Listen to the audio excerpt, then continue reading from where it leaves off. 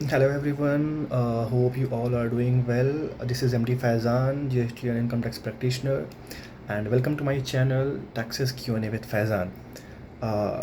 आज हम बात करने वाले हैं जीएसटी में जो चेंजेस आए हुए हैं जो अक्टूबर 1 से अप्लीकेबल होने वाला है। वो है हमारा जीएसटी के अंदर हमारा 3B एंड हमारा क्रेडिट नोट का तरीका बदलने वाला है।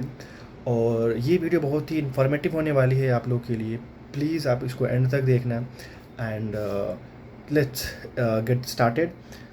सो पहले क्या होता था कि हम जब 3B अपना फाइल करते थे तो 3B में जो सारे डेटा जो हैं वो ऑटो पॉपुलेट होते हैं। जैसे कि हमारा R1 का जो डेटा है, सेल की जो डेटा है वो हमारे R1 से आ जाती है, और हमारी जो परचेज़ की डेटा है जो हमारी 2B से आ जाती है, ऑटो पॉपुलेट हो जाती है।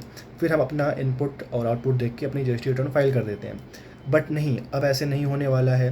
अब 1 अक्टूबर से हमारा जो GSTR 2B है, यानी कि जो परचेज़ की जो डेटा है वो अब ऑटो पॉपुलेट नहीं होगी। जी हाँ दोस्तों, अब वो ऑटो पॉपुलेट नहीं होगी। अब हमें इसे मैन्युअली हमें अब करना है, 2B जनरेट करवाना है।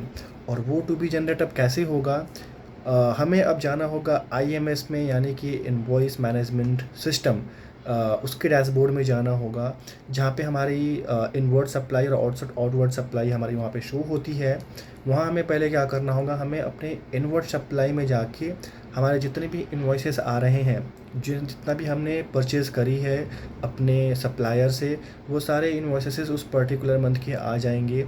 और हमें वहाँ पे क्या करना होगा, एक्शन लेना होगा कि अगर वो इनवॉइस हमारे से रेलेवेंट है देन हमें उसको एक्सेप्ट करना है। यानी कि हमें वहाँ पे 3 टैब दी जाएंगी, पहला एक एक्सेप्ट का, दूसरा रिजेक्ट का, एंड तीसरा पेंडिंग का। तो आपको वहाँ पे एक्शन लेने हैं। किसी फॉर एग्जांपल अगर कोई आपका इनवॉइस आपसे रेलेवेंट नहीं है तो आप उसको रिजेक्ट कर सकते हो।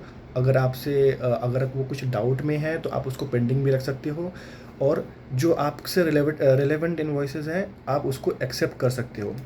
पहले ये मैंडेटरी नहीं था, पहले नहीं था ये IMS में एक्शन लेना। क्योंकि पहले क्या था कि आप जो है अगर एक्शन नहीं भी लेते हो तो गवर्नमेंट क्या करती थी, आई मीन जो डिपार्टमेंट है GST की पोर्टल में है, वो क्या करती थी, आपका वही जो इन्वॉइसेस है आपको 2B में ऑटो जनरेट करवा देती थी। लेकिन अब ऐसा नहीं है, हमें अब मैंडेटरी हमें कर दिया गया है, हमें उसमें एक्शन लेना होगा। तो आप जो है अपना 3B फाइल करने से पहले आप एक बार अपना IMS ज़रूर चेक करें, वहाँ पे जाके इन्वॉइसेस के अगेंस्ट में एक्शन ज़रूर लें। पहले चेंजेस। दूसरा चेंजेस है हमारा क्रेडिट नोट का। और ये जो हमारे जो चेंजेस आए हैं जो इनपुट से, वो हमारा जो है सेक्शन 38 में अमेंड किया गया है, जो कि हमारा इनपुट टैक्स वगैरह की बात करता है। और दूसरा चेंजेस है हमारा क्रेडिट नोट का।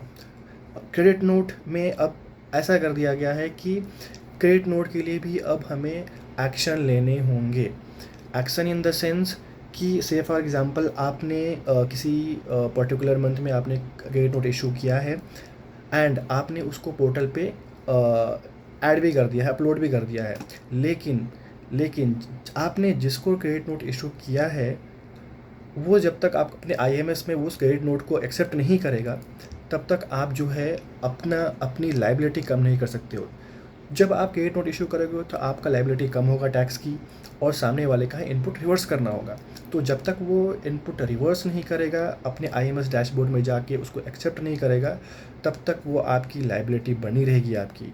तो ये सबसे बड़ा एक इम्पॉर्टेंट चेंज आया हुआ है GST के अंदर। सो इन सब चीज़ों को आप ध्यान में रखते हुए आप अपनी 3B को फाइल करें, जो कि 1 अक्टूबर से एप्लीकेबल होने वाला है।